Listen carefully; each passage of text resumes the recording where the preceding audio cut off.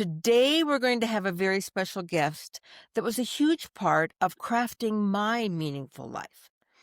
What he does for a living is to teach people about how to connect, how to be hospitable, what that really means, what that looks like. Doesn't it seem odd to you that after over 400 episodes, I'm finally doing an episode on something that I spent my 35 years of career doing?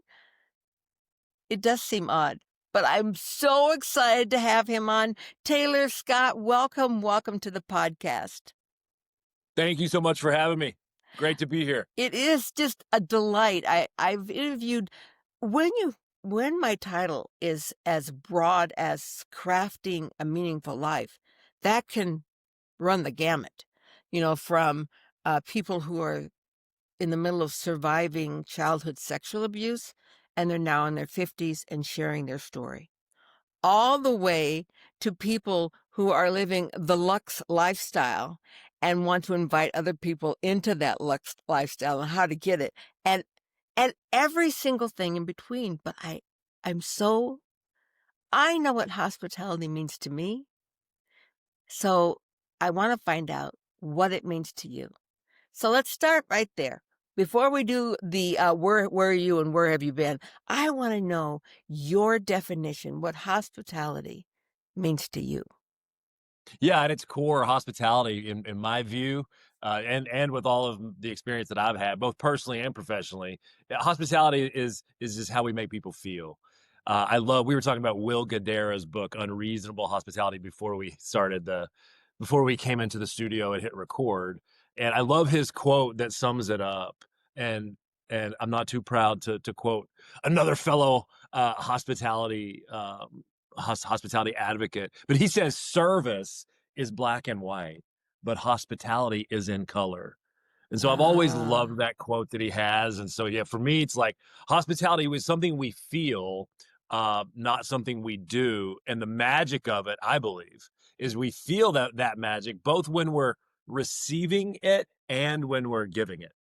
ah, that is probably something my listeners are so familiar with. That concept that giving and receiving are the same thing. They're the same energy. And some of us get stuck with the flow. We're great at giving, but dang, we don't feel worthy of receiving. But the greatest is when it flows, giving and receiving. Let's start back with how in the heck did you get involved with hospitality? Yeah, I grew up in Eastern Kentucky, born and raised there, grew up playing basketball, as many of us do coming from Kentucky. Yeah. And when it came time to go on vacation, when we were kids, when my sister and I were kids, my mom and dad took us to Walt Disney World. Like from the time I was 5 years old, my sister was 3 years old. So we would go there, and that was kind of our thing. That was our place. And I just Yeah. loved it. I loved everything about it. I loved being with my family, but also experiencing new things and different things, but also some of those classic things that we would always do, and it became tradition for us. So when it came time for me to go to college, I was researching, really good smaller schools that I could try to walk on and play basketball. Yeah. And I Yeah. found Florida Southern College in Lakeland, Florida. That's 40 Oh, miles west of Walt Disney yeah. World. So I chose to go there for undergrad. And every summer in college, I did the Walt Disney World College Program, which is an internship program where you go over there and there's three components: living, learning, and earning. So you live it was awful.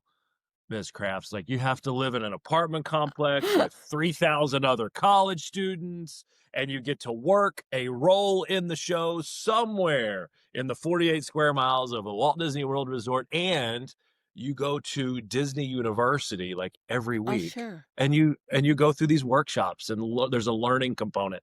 Well, I fell in love with that, hook, line, and sinker. That's where I got the hospitality bug early at like age, I guess before I was 18, 19, when I was a guest, when I was a kid.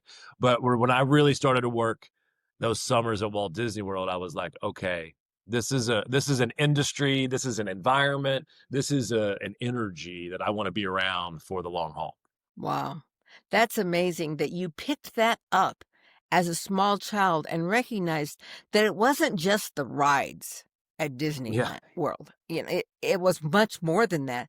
It was the way they were presented. It was like having you there was a gift to them. And they were so just like making it an experience. Nowadays, that those two words, hospitality and creating an experience, are just like commonplace. Back then, you didn't think about that. I agree. Yeah, they were definitely before their time, and so many brands, so many other organizations, and now, so many other industries have Yeah. taken their cues from not only Disney, but some of the other Yep. classic hospitality institutions, whether it's Marriott, Hyatt, Hilton, or what. And I live here in Las Vegas, and so we have no shortage of hospitality experiences here in this town as That's well. right. You don't, you definitely don't. Well, it's one thing to be a kid who loves Disney World, and even to have gone to Disney, World University, Mhm. and to move, though, to where this is my life's calling, and to have written 3 books. You tell me about the 3 books you've written. Yeah, the first book was called Ball Games to Boardrooms: Leadership, Business, and Life Lessons from Our Coaches We Never Knew We Needed.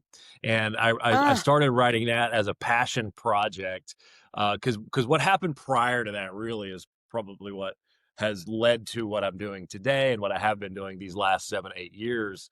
So, like, I spent 20 plus years working in different lines of business with different organizations in the hospitality and entertainment industries. Walt Disney World, where I got my start, and then Gaylord Hotels, Gaylord oh, Palms wow, Resort and yeah. Convention Center in Orlando. I was a housekeeping manager, then a Bell Services manager, and then I went back to Disney's Pop Century Resort as a front desk manager, as a part of the opening team for that.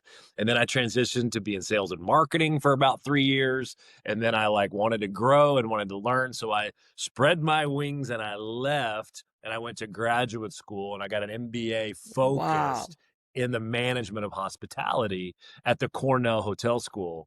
From there, I landed here in Las Vegas. So I was the director of loyalty marketing at Wynn and Encore, as well as at the time that we were opening Encore, which was a crazy experience, but Yeah. awesome at the same time. And then I was on the opening team, had the exact same role pretty much, director of loyalty marketing at the Cosmopolitan of Las Vegas. And I loved everything we were trying to One do of my there with the favorite culture and being hotels, yeah. different. Yeah, it was a little different energy, and for me, it was the closest thing to Disney on the Las Vegas Strip that I Yeah. could find. So I did that for 4 years, and then I went back to Disney, but at Disneyland, and I led the sales team at Disney Vacation Club, which is Disney's version of vacation ownership or timeshare.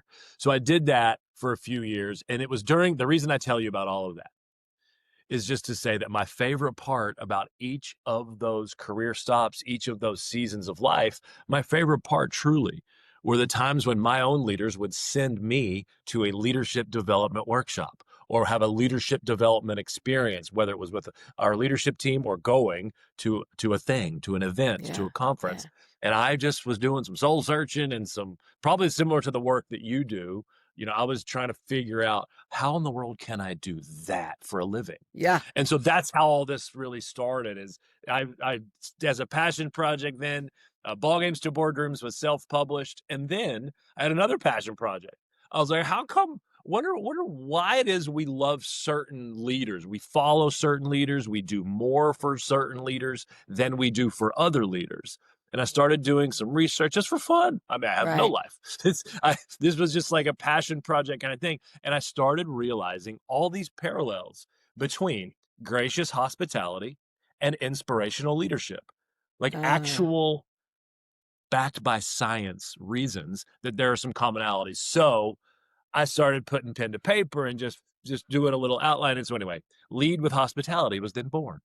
So I wrote this book based upon those 20 years that I worked at all those places, and I took some of the best things that I learned from different brands and different leaders, and in also instances where I had terrible leaders and not so magical moments of what so lessons of what not to do, And so it ended up working out. And so I was able to then create an organization of my own called Lead with Hospitality LLC. And so now we're a group, we're a group of like-minded professionals like you and me who we believe in this stuff. We believe in a human approach to leadership. And so companies will now hire us and we go in and Yes, we yes. either we craft learning experiences, we craft workshops and we customize them to certain brands where they are in their journey, and then I do keynotes and all the things. And then we just came out with our third book over the summer. It's called Give Hospitality, and this is a fable. This is a story of a young up and comer named Summer Grace, and she leaves a toxic job with a toxic boss, and she goes to work at a more magical place called Calvella Resorts. Calvella means summertime in Hawaiian, so there's a Hawaiian theme, all based upon the spirit of aloha, I which is read we. bits and pieces of this book. Very good. Well, thank you. Um, Thank you. So that's sort of like yeah, I how it want all to, in works fact, together. is it on audio? Yes. Okay. Yes. That'll be my next book. There they go. Yeah, the first yeah. two, Ball Games to Boardrooms and Lead with Hospitality, I narrate the audiobooks. Those are available. And then George Newbern, he's a well-established, highly sought after audiobook narrator. And so he actually narrates Give Hospitality. Wow. Yeah. So you definitely have put in your time and your diligence and your education in being where you are. But I sense there's something more. Me too. Me too. And that is that you don't stay, because I always tell people when people would want advice on, about going into the hospitality industry and should they do this and what would be the pathway. I'm like, you'll want to make sure that you have a passion for it, a true passion, because if you don't, it'll eat you alive. Hospitality industry can take your life and put it into a place that you don't want to be, and they get you to believe that if you're really about service, that's what you need to do. And I said, so if you have a passion for it, then it can be yours. So how's your passion for this hospitality industry? What's under all the university titles and the experience? What is your passion? Yeah, that's a great question. And I love that you asked it. I love this quote. It's purpose is the reason we journey, but passion is the fire that lights the way. And so for me, as I got into this space, back in 2018, 2019, I slowly but surely transitioned, from having the corporate roles to then slowly but surely getting out here as an entrepreneur. Yeah, yeah. And I worked for a guy and wanted to learn the business. He had a business like the one that I have today. And he taught me, well, I don't know how much he taught me. I learned by being around through osmosis, probably more than he taught. But he just encouraged me to like study and like read up on all of the different leadership principles. He's like, if you want to really do this, you got to know this stuff inside and out. And so for me, that was sort of like the beginning of like opening my eyes to, wait a minute, maybe I am passionate about this part. And that is, to answer your question, is inspiring and encouraging people, is being an uplifter kind of a guy. Being an encourager is just helping people understand and remember that they have magic, they have gifts of their own, God-given gifts that the world needs. And when and if we can find those within ourselves and be confident in them and lean into them, and when we give those to others, it changes the game. And so that really at the core is my passion. And so I love the whole purpose piece as well. So I kind of learned I follow a lot of different pastors, not a lot, 3 or 4 pastors that I love. One of which is Andy Stanley. He's down in Atlanta, and he's the son of Charles Stanley, the famous, preacher that many of us, or maybe people in your generation saw him on TV quite a bit, but Andy is his son. And so actually, I think it's more like 30 years ago now, Andy started his own church. Anyway, several years ago, he did a sermon series on purpose, like on the topic of purpose. And I loved what he did, and I loved the whole sentiment. And I took a little framework that he had that was very churchy. And I, not that I'm against church, I'm a Christian, but I like made it more worky, like more like corporate so that we could use it and leverage some of this sort of faith-based stuff out here in the marketplace. And so I Right. loved what he did. And this is what I share with my clients and my teams and anybody who wants to bring me in to have these types of conversations is there's a way we can find our purpose. Asking ourselves 3 questions, and then you can make 1 statement to have be your personal purpose statement. So for me, it was doing this sort of introspective work to further answer your question several years ago, like 6 years ago, when I realized, wait, maybe my purpose is the following. Because I was able to ask myself those 3 questions. Ready? Hmm. What are my strengths? Yes. What breaks my heart? And who do I Ah, want to help? What are my wow. strengths? What breaks my heart and who do I want to help?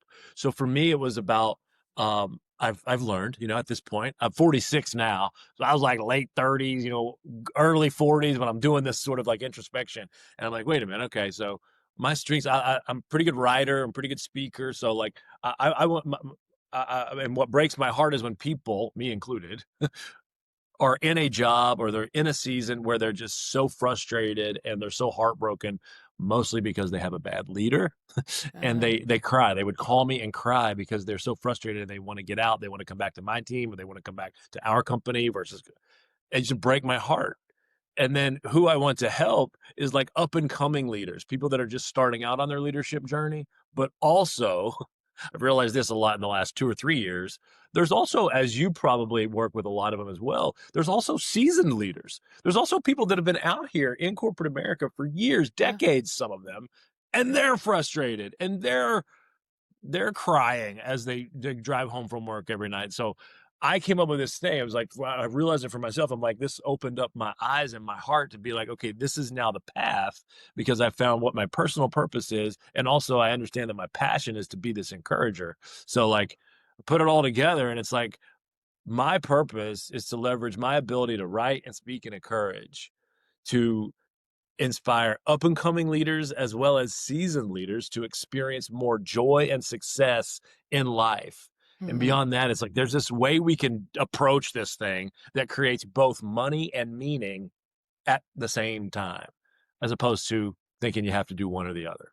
Long winded way of Yeah. saying, found my purpose and then also packaged it up with my passion. And that's what I help other people do as well.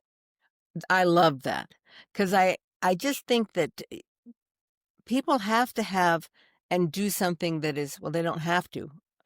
They can choose not to do something that they're passionate about. But then they get to my age and they ask, and I talk to them all the time.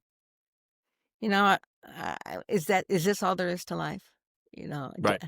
just that cold howling wind at the top of the success ladder, which finds a lot of people like, well, what's next? Or like, there must be more, or my time has passed me by. And what you're saying is that you don't have to be a bobblehead doll and just take what life throws at you. That you can be the master of your destiny and where you're going and what you're going to live your life like every single day.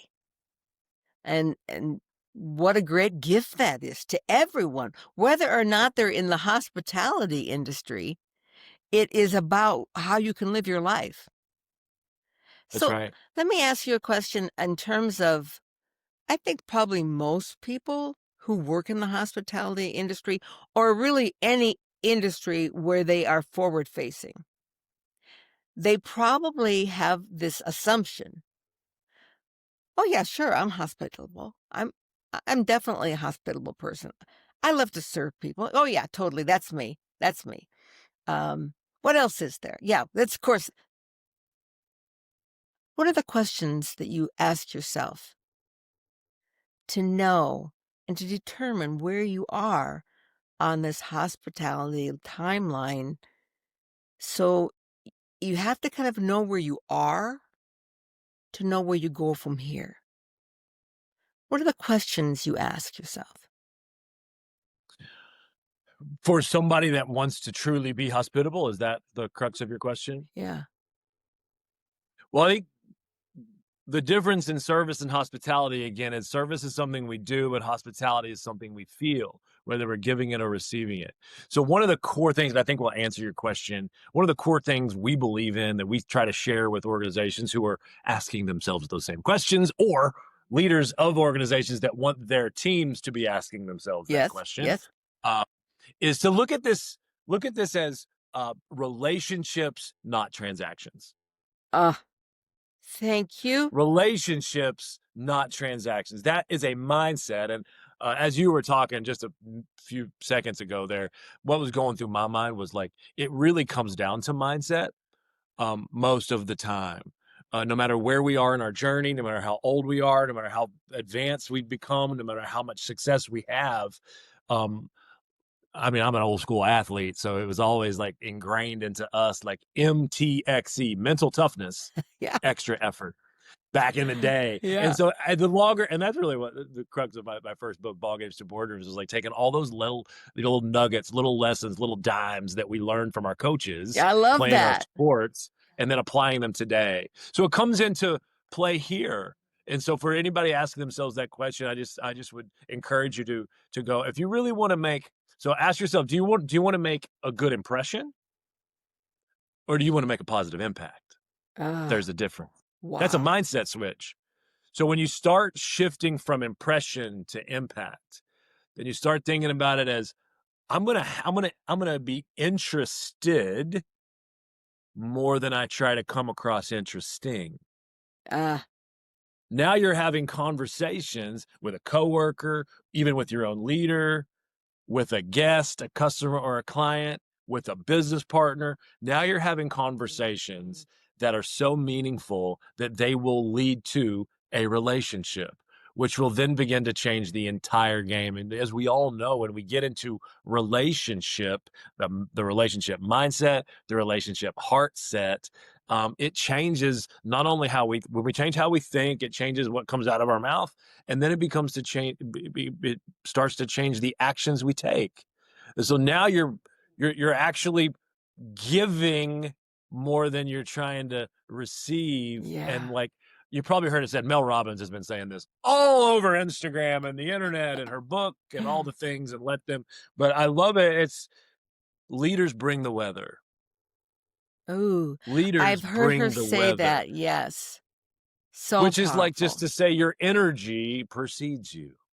So, Yeah. like, whatever energy you're bringing to anything, whether it's work, professional or personal, professional, uh, with your family, especially around the holidays, like the energy that you bring has the potential to completely change the environment.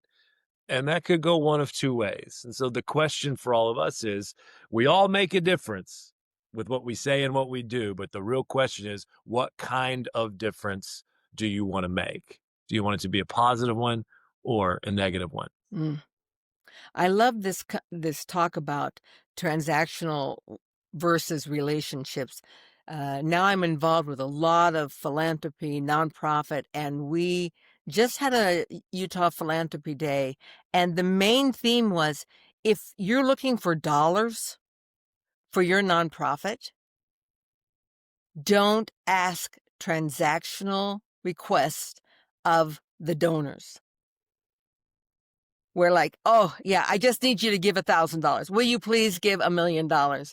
And this is because every single thing that we're doing, you can see has value, and it's very transactional, and once we get your money, thank you very much, and we'll send you a report next year. Versus those who want to ask basis because they built a relationship. Now, those kind of donors are ongoing and open their hearts for a very long time. For Yeah, way me, more sustain. yeah, way more sustainable. For me, like I was in my career for 35 years. The first 20 of them was one person. The last 15 was another person. And when I finally moved to genuine, authentic hospitality, was when I finally looked at this piece of motivation. What was my motivation? Definitely transactional, where I used people to tell me that I was great. Yep. I used people to want to pay the big bucks to me because then that meant I had the stamp of approval. When I did Oprah, when I did the president, when I did all these different people, that was saying, "Okay, Mary must be really great." And of course, I would take a phone call any time of the day. I would jump in my car and do whatever was necessary. The action was the same as the last 15 years, but the motivation behind it was completely different. The first one was all about me not being enough and getting other people transactionally to heal me. The last 15 years was me knowing that I had great worth and I could change and lift someone's life through my service and my love. This came to me at an event one time when the mayor of Salt Lake reached out to me and said, Mary, I have, I can't even remember what group it was now, coming into town. We want to serve them something and we want to make sure that we do it. I mean, these are people that have dined around the world. So make sure they get an experience that they've never had before. And I'm thinking like, what do you want me to do? Reinvent chocolate? I mean, Yeah. what do you do that these people that have dined around the world never had before? So, and now at this point in time, I've been retired. So this is probably 20 years ago. I thought and thought in my brain, what I could possibly do? I got a large room. I put all the chefs in the center, let them cook right there in front of the guests, put all the guests around them. I walked around with a microphone and talked about why I selected this particular item and where this was sourced from, all local Utah food. And this is, and you know, when you start talking about food and you start describing it as the sear on the meat and that we're going to slice into that, when I had a cameraman and screens around, I said, oh, look at that. That's been held perfectly. The juices are lovely. I'm going to pour over this gorgonzola butter on top of it, let it melt through there. I mean, people are just like, can't wait to have it come to their table. And they're all doing this kind of thing. At the end of the night, the guy who was the head of this committee that was coming to Salt Lake to look to see if we were appropriate called me over and he said, Mary, a year from now, I'm not going to remember what I ate. I'm not. But I'm never going to forget how I felt. I felt you were talking to me. My experience mattered to you. And the way you came to each table and embraced us, he said, I'm never going to forget this. That for me shifted how I approached my company and the kind of experience I could leave them with. I'm just one person. You have a megaphone. I couldn't be happier that you are spreading this message far and wide, that it's not about the transactional piece of feeding people or whatever it is that you're doing, providing software for people. You know, maybe you're a clothing shop. It's not about putting clothing on them. It's about giving them an experience of their value. Absolutely. Absolutely. It completely changes everything. It changes it changes not only how we make other people feel, but as you're just explaining here in that story, which is a beautiful thing, it changes how we do life, how we experience life, how we experience any situation, any season we might find ourselves in. Yeah. It takes work though. Like I don't have it all figured out all the time either. And I'm it's one of the reasons I think I'm so compelled to keep doing what I, have now been able to do here the last few years is just because like it is about humanness. It's about like relating to each other and realizing we are more alike than we are different. All we Uh, need to do a lot of the time is just to kind of chill and slow down and spend some time doing what we're doing, just connecting a little bit and opening up. And I'll be vulnerable with you. You might be vulnerable back with me. And it's in those moments when the stories are being shared that connection, actual human, emotional connections start to happen. I I couldn't love it. agree more with you, Taylor. I have a screen in one of the PowerPoints I use when I speak, and it's towards the end, and it comes up and it says, "Are you ready to get naked?" And people just like, you and then they kind of giggle. And I said, "Oh, I see where your mind's going." Yeah, I'm not talking about that kind of naked. I'm talking about emotionally, mentally, spiritually naked, socially naked. As you walk down this path of hospitality, for me, this is an easy relate because I was in the hospitality industry. But this doesn't just relate to people who are in the hospitality industry. How do people apply the principles that you're teaching, what your books are about, if you are like, you write code? Mm, How does this principle universally apply? Yeah, I would say I would answer it in this way. Ready? We have 6 virtues of leading with hospitality. The first one is to have a commitment to connection, a commitment to connecting with people, human beings, in the world of AI even. Have a commitment to connecting with human beings on an emotional, like human level. Number 2 is striving for self-mastery, and this is the emotional intelligence component. And so within the striving for self-mastery, virtue, if you will, is all about before we can successfully lead other people, before we can successfully serve other people or provide for we got to figure out how to first lead ourselves. Uh, And it's the 4 components of emotional intelligence: self-awareness, self-management, social awareness. You put all 3 of those together and you get relationship management. Virtue number 3 is to think about leadership as a service to other people. And you don't need a title to be a leader, to your point. If you're not somebody that has a leadership role, a leadership title, well, you can still be a leader among your peers. You can yes, still be a leader in any given conversation by the way you yourself. show up, Yeah. by bringing the weather. Number 1, commitment to connection. Number 2, strive for self-mastery all the time, all the way Mhm. through. Number 3, thinking about leadership as a service to other people. Number 4, engaging with people purposefully. Engaging purposefully by sort of being generous, giving your time, giving your talent, giving your heart in whatever capacity, in whatever situation you can, Mhm. recognizing other people for who they are, not for what they've accomplished, but recognizing other people and letting them know, hey, I see you. I see you. Ah, And then thinking about that purpose we talked about. So, like, that's part of engaging purposefully is when you figure out your personal purpose, it changes how you engage with other people. Number 5 is coaching with grace, grit, and intention. So, like, showing up as like this person that could, what if you were that person in somebody else's life that enabled them to see something differently, that enabled them to make a change, to course correct, and ultimately become more successful than they would have ever become unless or until they had that one conversation or that one experience with you. And the 6th virtue is becoming inspired to inspire other people. This is the idea that we've got to fill up so we can pour into other people. yeah. It's impossible to pour from an empty cup. So no matter what your role in the show, no matter what level you might be in leadership, or no matter what industry that you're in, think about those 6 things: connect, strive for self-mastery, serve, Mm.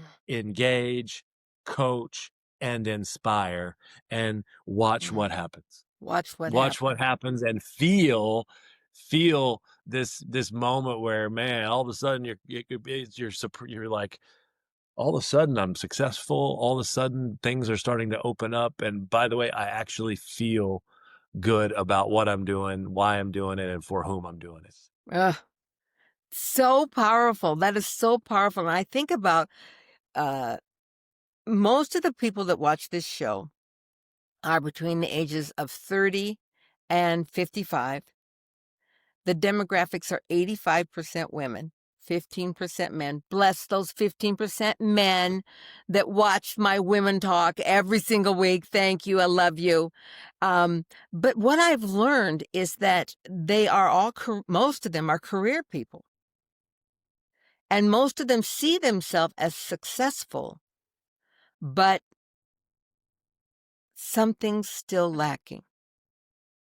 And I put to you that I think this is the piece that if they're feeling that, there are those who feel it and they're still on the journey, but there are those who ask the question, what is it that's yet out there for me? And I tend to believe it's what you've written about. It's this gift of moving out of self after you've healed self to giving back to others, to hospitality. When people say, "Oh, I'm not a manager." Well, like, you're not? What do you do in your house? What do you do with your family? You're not a manager. Okay, well, who's managing you? Nobody? Well, maybe that's why you're feeling like you're coming up against a brick wall. So the idea of giving love and experiencing hospitality, if you're not first starting with you, it lacks. And I think about even the person that sits in a cubicle, interacts with so many people, and can have that same effect where people want to be around you. I would bet to say, and like I read some of the with your what's her name, Summer Grace? Yep, Summer Grace. Yep. Summer Grace, that I tended to think that eventually she came to this place where people just loved being with her. Their faces, they just lit up when they just like would see her because she offered them something they weren't finding anyplace else. What is that golden key that she offers? Yeah, it was the whole point of the story is the subtitle is a hopeful story of what happens when we live, work, and love from a place of generosity. Uh, And so the story, as you took a little spin through there, it's the story of Summer Grace's first 2 weeks on the job with this new place that she's chosen to go work called Calvella Resorts, in and they're a Hawaii. hotel Yeah. a hotel brand, Hawaiian theming, and so it's all about the spirit of aloha, which I believe is a great way for anybody that's looking to be more hospitable, get into the hospitality, whether you want to get into the hospitality industry or you want to be somebody, no matter what industry you're in, that shows up like the way we're talking about. Yeah. And so I just took all these things that I've learned over these last 25 years from these different brands and different professors and leaders and coaches and people like yourself that I'll pick up your guys' books. I'll log into your podcast over the last, 10, 15 years. So I just created a story and like wanted to create a place, even if it was just fictional in my own mind and heart for right now. But it's based on the Calvella Resorts. Has 5 values, 5 organizational values: give compassion, give encouragement, give kindness, give hospitality, and give leadership. And so what I did is I took a G word, an I word, a V word, and an E word, that when we focus on those sentiments, it helps us bring to life compassion, encouragement, kindness, hospitality, and leadership. And so I'll let everybody, grab the book and you find out what those GIVE words are. But it was less about Summer Grace being that one person that everybody, no, this is a cult. This could be your culture. This could be the culture on your team. This could be the culture in your organization. This could be the type of leader. This could be the type of person that you could be for other people. And what I've tried to do is just make it a story. I got a lot of feedback from between this book and this book. I That bet. people are like, yeah, that's pretty good. But like, can you do a story next time? Because I like a story. So I was like, okay. So I tried to do a story. So hopefully this gives people, and they can go to leadwithhospitality.com and have an action plan that will help anybody. It's kind of an accompaniment, kind of like a complement to the book. It's like this, side by side Yeah. that helps us think about our own lives and how we can show up those with those virtues and hold ourselves accountable, to come out and let our behaviors start to reshape the story, start to tell the story of not only who we are, but it could also help reshape the story of any given brand, organization, or team. At the end of this podcast, we're going to have all those links for people, the link to your book, the link to your hosp leadwithhospitality.com. Is that right? Mhm, We'll have mhm. all of those links. Any other links, if you want people to follow you on LinkedIn or social media or whatever your company is doing, we'll include all of those because people love to follow up. They're like, well, I want to know more about that guy. And was sitting here thinking about if you're a manager or a CEO, or you simply are in a leadership position anywhere, imagine creating that kind of culture when people gather at work or social or whatever the situation, and you've established a culture of love, of caring, of genuine hospitality. What would it feel like if you could walk in every day to work and know that people were not here to work, but we were here to serve? It would be completely different. Wow. I'm Top to bottom, bottom to top. I can tell you this, I'm gonna reach back out to my children who are running that company now. I think we have about 80 full-time employees, about 250 part-time employees, and they're focused on this all the time. And my oldest son is always looking for a book to bring the team and making sure the team, and you can probably validate this, that if the team's not happy, it doesn't matter how many word phrases you have on the walls. That's right. If the team is not a good culture, it doesn't matter how good your food is. That's right. Because it's way down there. And when I would give a bid to people and they would say, the food looks pretty reasonable. I can see where the rentals are. Those are all good. This is how it's going to look. Here's your decor. I like it to look pretty. I want people to be wow. And then they would look down at what I was charging for the service staff. And they'd be like, that's the biggest ticket on the bill. I'm like, yeah, it is. And aren't you lucky? Yeah. Because Yeah. that's how important it is. I want there to be not one detail dropped as we serve you. And they're like, Yeah, one of the fundamental things with this entire all of the things that we've been talking about, one of the fundamental things and one of the fundamental reasons that I saw some of these parallels, hospitality, leadership, ooh, a lot of the same things. yeah, It's based on what you just unpacked, which is backed by science. That there's this thing where, like, you know how we have the left side of the brain and the right side of the brain. The left side of the brain is responsible for the logic. The right side of the brain is responsible for emotions and feelings and creativity and imagination. So Jonathan Haidt, the great NYU right. psychologist, he has a book, The Happiness Hypothesis, which has a metaphor that I used in my book, Lead with Hospitality, because Chip and Dan Heath, when they wrote Switch, How to Change When Change is Hard, they used Jonathan Haidt's research in their book. That sold 12 million copies, 48 different languages. I'm like, if Chip and Dan can use it, I Yeah, want to use it yeah, too. absolutely. So here's what it is. Jonathan Haidt says here's a metaphor for what's going on inside the human brain at all times. He said, picture a rider sitting on top of a 6-ton elephant. The rider represents the logical side of the brain, the left brain. The elephant represents the right side of the brain, the emotion. And here's the takeaway for you and me as leaders, for you and me as marketers, salespeople, or even partners and friends and family members. If the rider and the elephant, if the left brain and the right brain ever disagree on which direction to go or whether or not to spring into action, who's going to win the argument, the rider or the elephant? Yeah. Yeah. It'll be That the is elephant such every a single great time. analogy. I love that.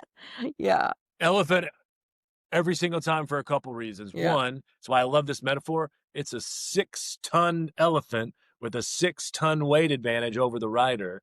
And the other thing is what the left brain and the right brain contribute to this situation.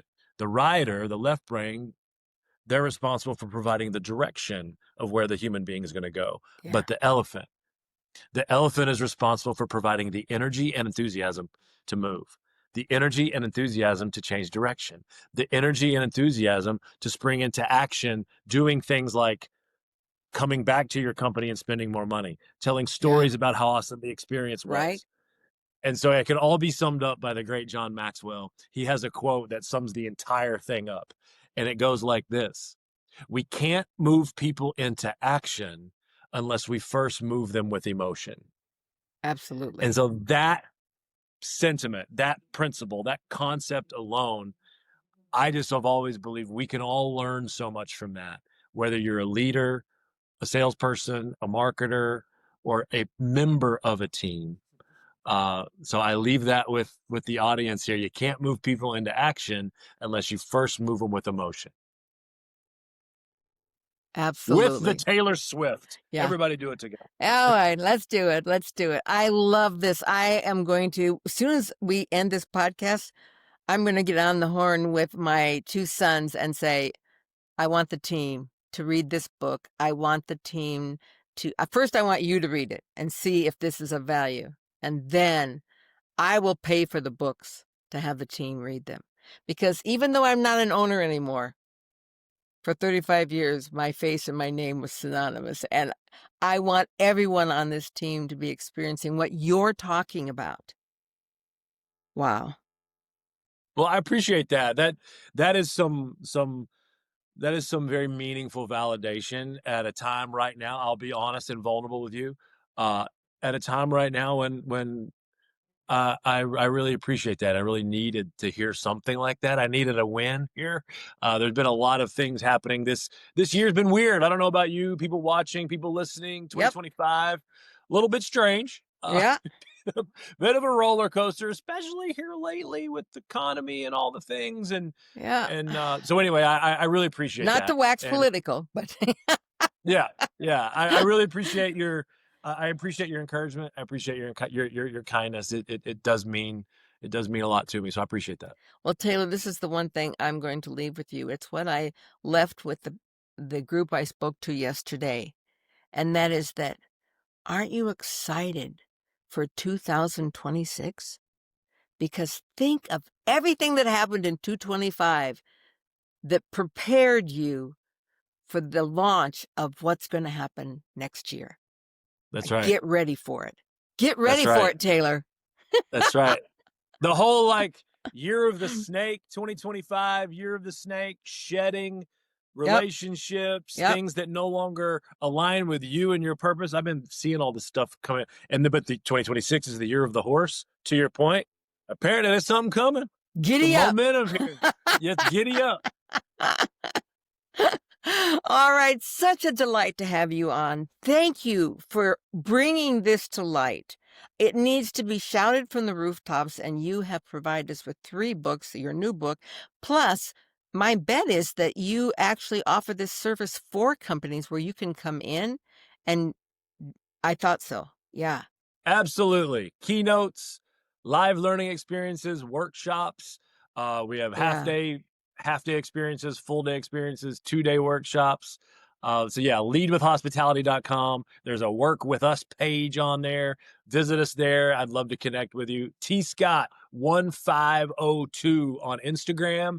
And then of course on LinkedIn, where we spend a lot of our time. Yeah. Taylor Scott on LinkedIn. If you type in Taylor Scott space and start to type out lead with hospitality, I'll usually pop up, and I would love to connect. And it's not too late, listeners, to have your holiday gathering be something that people walk away from and say, wow, that was like the best party I've ever been to, but why was it? And as they think about it, they'll know it was because of you and what you brought personally to this experience with them. And I'm so delighted to have Taylor on this week, and that you can think about hospitality in your own home through the holiday season.